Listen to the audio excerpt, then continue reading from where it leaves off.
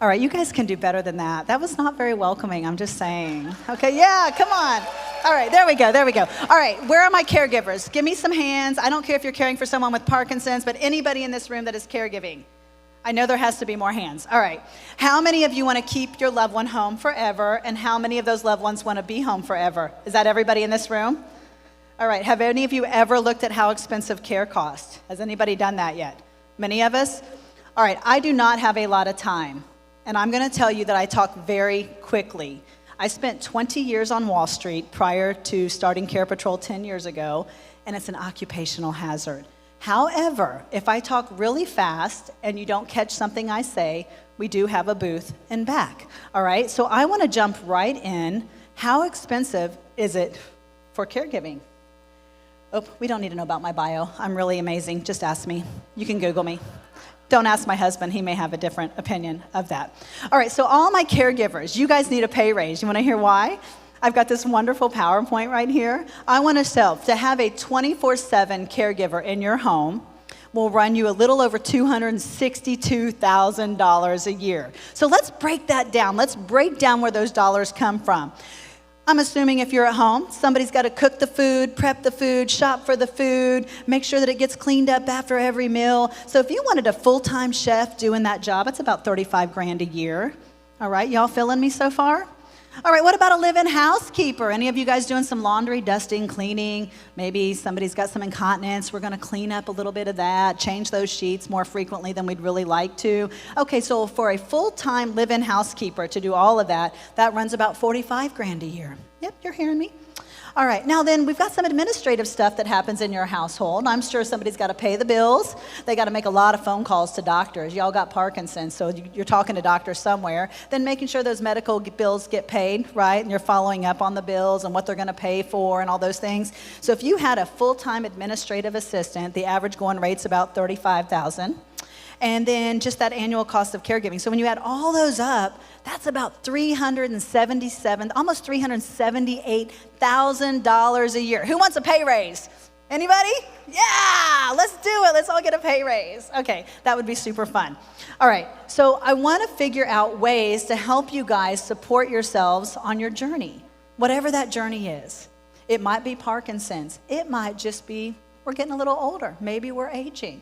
Maybe we have other things happening. Parkinson's isn't the only thing that happens as we age, right? Maybe we have some dementia happening, some forgetfulness that's going to potentially progress, right? So I want to help figure out ways to go on this journey with you and educate you a little bit about how much stuff costs so we can figure it out before you need it. Would that be great? You guys probably won't do it because I stand at conferences like this all the time and nobody calls me till they're in a hospital bed and they're in a crisis because they're going to be at home forever and not get any help. And I am all for that. I want you to be at home. But what I find a lot of times is I've got two seniors, right? One with Parkinson's, one with dementia, or one just aging. And I'm just going to go the average age between 77 and 87. Anybody in this room meet that criteria? Do not raise your hand.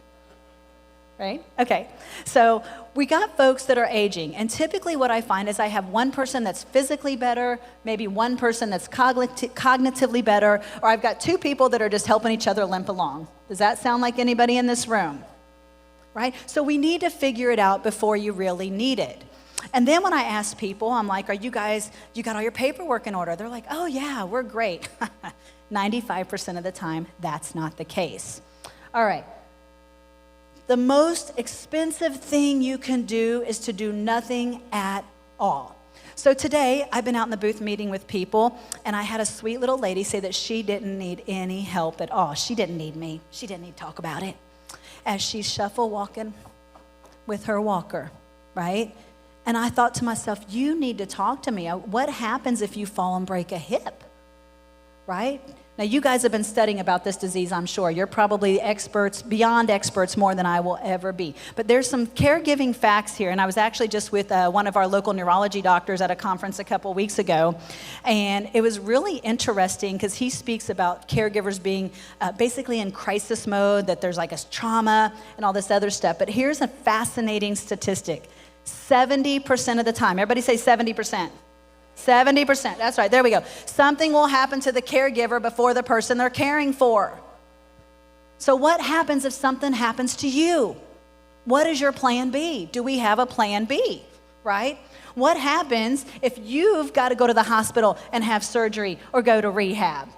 Who's taking care of your loved one? You think your kids are going to come? They're not going to stay forever. Kids are great. They're going to. I'm a kid. I took care of 2 parents. I'm great for about a week, 2 tops.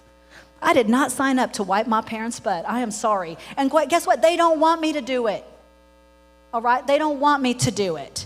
They want to be independent. They want to make their decisions. They want to be in charge of what happens to them. You guys feel me out there? Anybody feeling me? You guys want to be in charge of what happens? All right, so we got to do something today. Am I at my 15 minutes already? Holy moly. Okay, thank goodness. All right. So what are some challenges that we are facing with this disease? And you guys don't need me. You can read this list. Did you guys know your extreme fall risks? Probably already knew that, didn't you?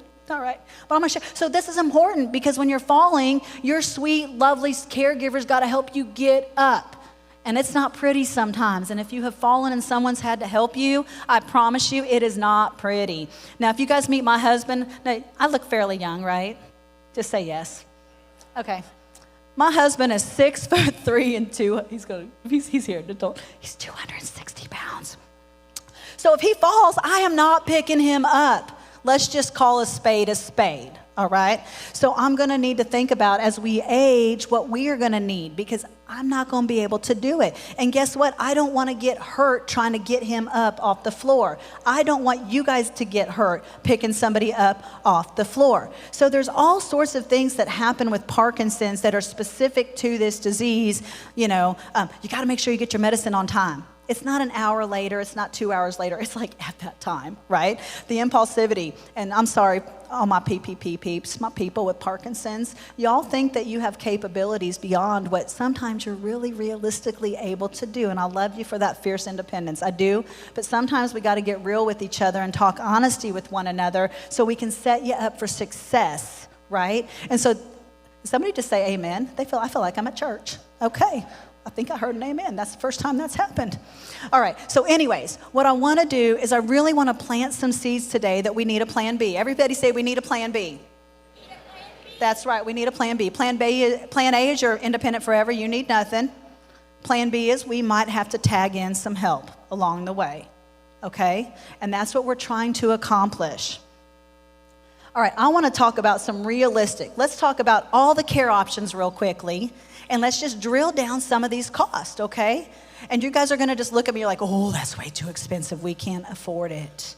I can't afford that. I only get $1,800 a month Social Security. I can't afford that. Well, I'm going to teach you something that I learned a long time ago. Your budget is not your care budget. That's your income. It's not your budget for care. So we might have to tag some people in to help us figure out what is a care budget.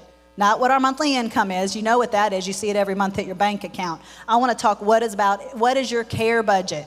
So I broke down some really, really basic numbers for you guys today. All right.